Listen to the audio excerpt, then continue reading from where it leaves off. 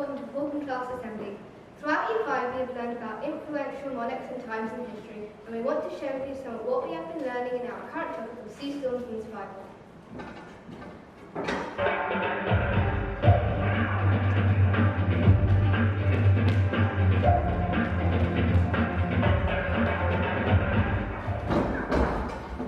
Hello and welcome to I'm on a Deserted Island, Get Me Out of Here. I'm Ant. And I'm Dan. Today we'll be looking at how the contestants have coped the first couple of days on the island.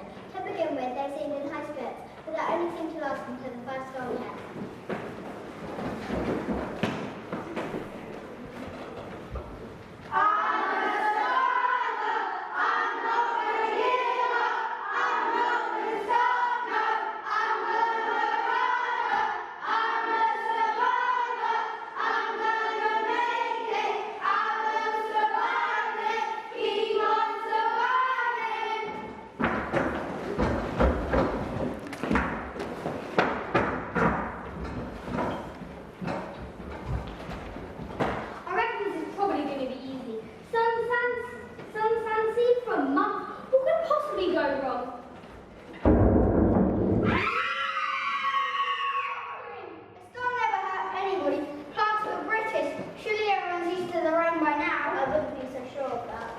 They're right about that. You never know what to expect when you're stranded on an island.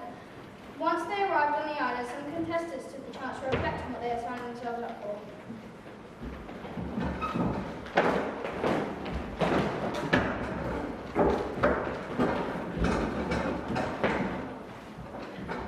After the storm had passed, the island looked breathtaking as it reminded me of holiday. The howling wind had turned into a light breeze. The emerald jungle, coral rays and diamond-dusted beaches enclosed the lush green forest with multiple tropical fruits and springs to drink from. Sand as soft as pillows surrounded the island like castle walls. Animals sounded like they were having a party as they chattered and screeched in the wind. The beach was breathtaking, while beautiful green palm trees separated the dark from the white silky sand crushed beneath my feet as I ran towards the terrific turquoise sea whilst the warm breeze brushed past my face. There were no clouds above me, just the glistening sapphire blue sky. As I dipped my feet in the crystal clear sea, I saw hundreds of tropical fish swimming about with their fluttering fins and golden gills. The vibrant, luminous coral covered the bottom of the gorgeous ocean as I watched the waves lap up onto the beach. Smooth, sizzling sand warmed my body as I realised I was laying on the roasting hot ground. As I got up, scorching dry sand crumbled through my toes. Palm trees groaned in the breeze as the beach swallowed the calm waves that headed towards it. Tropical birds sang out at the shore, beady eyed from the jungle watched my every move. I could see the land covered in ivory-coloured palm trees, which filled the jungle that lay before my eyes. The trees rustled in the wind as a cool breeze blew past my face. The golden scorching sun hit my face as I felt sweat dripping down my forehead. As I sat up, I saw the bright azure ocean and watched the waves gently lap on the shore, whilst the light bounced off them faintly. There were 6 palm trees in sight, all towering above me, whilst the dark green leaves swayed in the gentle breeze. I felt the smooth, creamy yellow sand slip through my toes. The warmth of the sunshine filled my body with joy, making me the happiest I'd been for a while. My toes struck the leaves, the beige wet sand as I stand resting on it. The smell of salt from the sea burnt my nostrils as I breathed in the fresh, crisp air. As I glanced up, I saw the candy floss clouds that filled the sky. The ivory green palm trees swayed elegantly like alligators in the wind, while exotic birds flew past.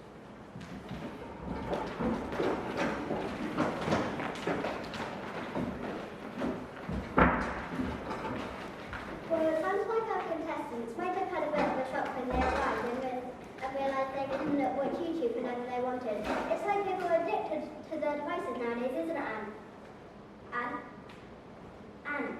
Huh? What?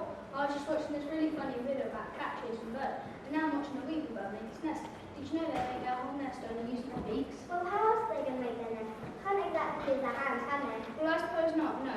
Anyways, the first task that the contestants had to face was finding a suitable place to set up camp. Now, it's crucial that the contestants have a suitable shelter, and who better to tell us about the importance of this than Top Sparkling himself, Bear Brook. Bear, how are you doing? Morning, boys. I'm good, thank you. How are you? We're doing great, thank you. Now, I've been turned into the fancy stage places before. What are your tips for survival? Well, while the contestants are fighting for their lives on the island, they're going to be overwhelmed with the amount of things that they have to do. Whoa, whoa, whoa. You make it sound like they could die whilst on the island. Anyways, Belle, what do the contestants need to do? I was the front of the referee for 1 take, 3 seconds before the end. Rule 2, find shelter in the first 3 hours of being on the island. Rule 3, you can only survive 3 days without water, so you need to find a water source and fires. Well, I didn't know and find water source pretty quickly, but it just so happened to be the wrong type of water.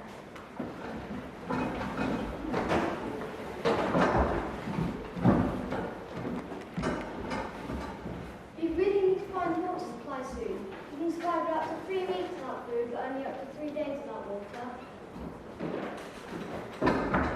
Look guys, I found water and most of it, and they told me that surviving on a deserted island stuff would be hard. I mean, it doesn't taste like normal water, but I suppose we are on a deserted island. How do you find the water? Look, over there, there's water that all around us. What do we find? Do you mean sea? Well, duh, it's water. No, you can't drink water from sea. It's considered drinking water. Well, I did think it tasted a little different, but it's because we're not in England, right? No, you can't drink salt water because it causes dehydration. As the water is salty, it causes you to go to the toilet more to remove the extra salt in your body. You're even thirstier than you were before. We need to find water we can actually drink. We should try heading up to the mountains to see what we can find. Thanks a lot. If you excuse me, I'll find some water at the toilet.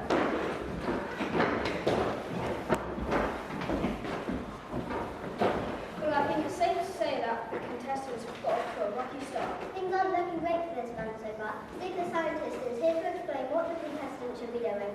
Thanks, Beth. Now we know that finding drinking water is the #1 priority if you find yourself stranded on this deserted island.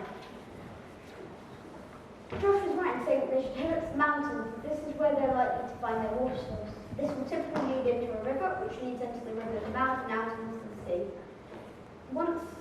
Another way to collect water would be to collect rainwater in any suitable container like a coconut shell.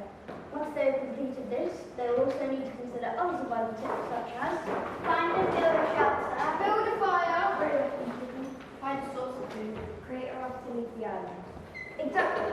Building good shells will set the foundation for how the contestants are likely to get on. They will not want to sleep directly on the ground unless they wish to be eaten by mosquitoes or worse, and they will need to use any resources they find available. The shells that they will need to make have to be suitable for any kind of weather. Well, I don't know about all types of weather, but it looks like these guys have made a good start.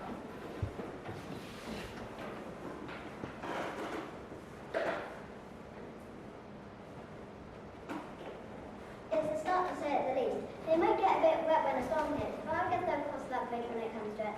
Now, many of the contestants found themselves hungry once they had collected various materials for their shelters, but nobody quite knew how to handle the right food, so they decided on the next best thing.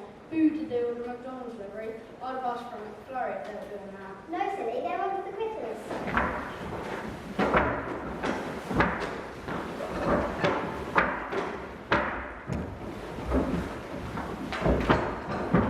Oh man, I'm starving. What is this eating side? We can easily fish in the water if we haven't got any fishing rods and it's getting dark already. We could always each other know who I was with. Hey, don't look at me. There's plenty of really decent bugs that I know will be safe to eat around here. Look over there.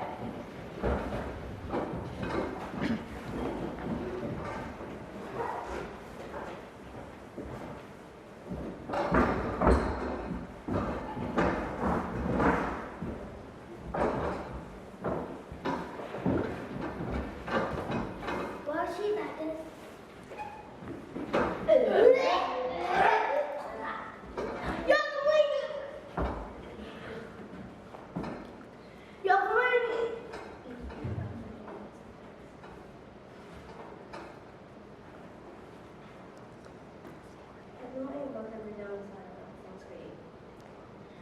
Well, I'm sure if we looked in the jungle over there, we should find some tropical fruits that should be safe to eat. And like I said earlier, tomorrow we can create our own fishing rods from bamboo and the shoelaces from our shoes and try our luck for fishing.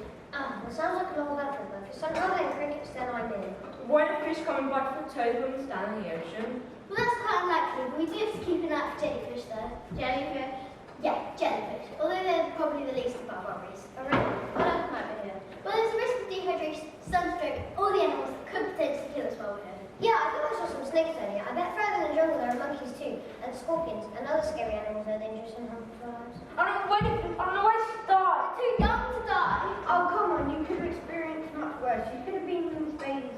south way. You're all right, I'm sure we can survive this.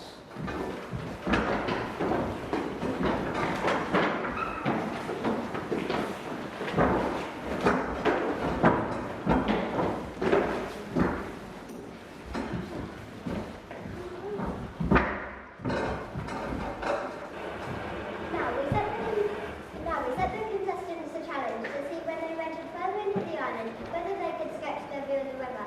The only problem was that the weather was not on their side.